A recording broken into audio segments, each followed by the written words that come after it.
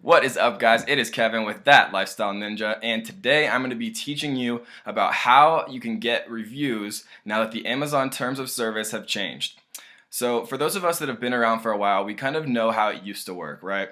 So you give away a number of products at a huge discount or for free. In exchange for those free products, you'd get a huge number of reviews, right?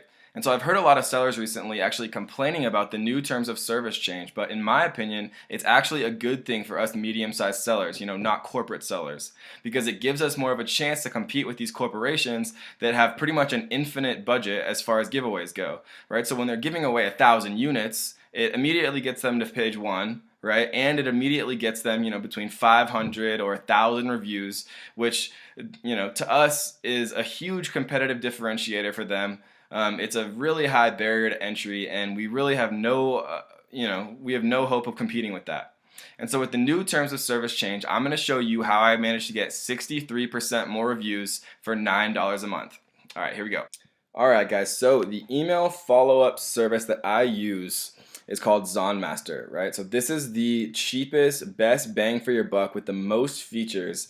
And I personally know the founder, and he really, really cares about it. He's actually added a few features for a few power seller friends of mine.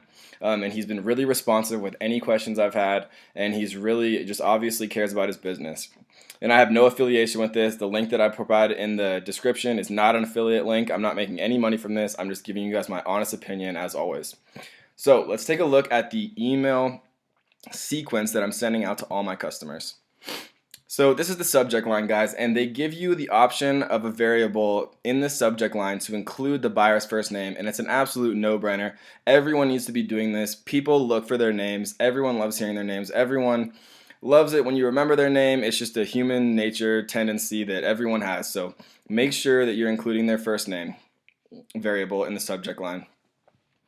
So I usually just reach out, right? So you want to make it as personal as possible, so you include your product nickname. And so what this does is you can actually assign a nickname, so it's not actually putting like your whole huge keyword stuff title into this email. It's more of a small, better looking version of it, the nickname that you assign each one of your products over in ZonMaster, and it's super easy to set that up as well. So this is actually a new strategy I've been trying. So we're not actually dealing with any issues as far as our delivery men throwing around our packages. But we've actually had a huge amount of really positive feedback of our customers just being super impressed that I'm personally following up on every order and making sure that everybody was delivered safe and sound, making sure that everybody is super happy, and if you have any issues at all, I'll make sure to set things right. And so then you say our small team, you want to make it sound like you're a family-owned and operated business that really cares about every single gift, right? I mean, it should be true, but you want to really come off in the way that, portrays you as a small business who most Americans really, would prefer buying from rather than a corporation. So the second email, again, leading off with that buyer nickname, right? So you want to make sure that you're using their name as much as possible because people love reading it. So this is what I'm following up, guys. So I'm saying, thanks for hanging in there with us when we've been fixing this shipping issue, right? And so this shipping issue doesn't actually exist. This is just one of the things I'm testing. And when you guys are testing these iterations, make sure that you're looking at a couple of things, right? Kind of record how often you're getting responses to your email campaigns, because every time you get a response, guys, it's infinitely more likely that they're going to end up leaving a review, right? When you open that dialogue, people just care more. They think that you care about them and they want to return the favor, and they know that reviews are what you're after, and so they're happy to do that. So what I like to do in my second email out of my 3 email follow-ups is offer them a 20% off coupon. So I just say, hey, you know what, if you're interested in a 20% coupon, just reply to this email and I'm happy to give you one. And this is the first time that I'm actually asking for a review, right? So I explain, you want to tell them why you're after a review, right? Because if they don't know what it actually means to you, then maybe they aren't as inclined to actually, take time out of their busy day to give it to you. So I tell them that our family, this is what we do full-time to support ourselves, and that product reviews are really the lifeblood of our business. So if you could even just take 1 minute to leave us an honest review, we'd really appreciate it. right? And then we still want to thank them even if they're not going to leave us a review. So this does two things, right? So you do want to thank them for being a customer regardless, but you also want to just, make it seem like you're not only sending them this thank you if they leave a review, right? So you want to make it seem like you're grateful either way. And so then the final email in the email sequence I send, again, right, keep hitting this buyer first name because they really love hearing it. Make it personalized again. You want to, use your product nickname so that they don't think this is just like a generic email you're sending out to everyone, even though it is, right? You want to make sure that you're at least making it seem like it's more specifically catered to them. So if you have any questions or issues or would like a free 20% off coupon, right? So I'm giving this another opportunity to get a coupon because of the people who I've had respond for this coupon, right? Like about a 10% rate, I would say, out of all the emails, all the thousands of emails that we're sending every month.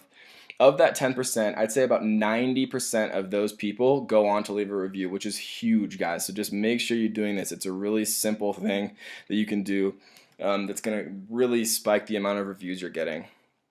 And so then this final tactic, right? I've been testing this and I've seen really good results from it. So if you are happy, it would be amazing if you could leave us an honest review. Amazon customers rely heavily on reviews, yet so few Amazon customers ever take the time to write them. Right? So guilt isn't always a bad thing, guys. You want to give them a little bit of a guilt trip here because you really need them to survive as a seller on Amazon, and it's really easy for them to do, but just nobody ever really takes the time out of their day to do it. Right, so point that out and make sure that these people are actually taking a look at it and they're thinking, you know what, maybe he's right. Maybe I should take 1 minute and leave a review. He's been really nice. All these emails have been really nice. He's been using my name. He's talking about the product I ordered. He really seems like he owns a small business and he's doing it for his family. And so then people are just much more likely to leave a review, and by those reviews, right, you're going to be driving a lot more organic sales, your conversion rates are going to be higher, your click-through rates are going to be higher, your PPC costs are going to be lower, right? So this is just a large ecosystem of beneficial aspects that come from having higher 5-star review, guys. So make sure that you're doing all three of these things.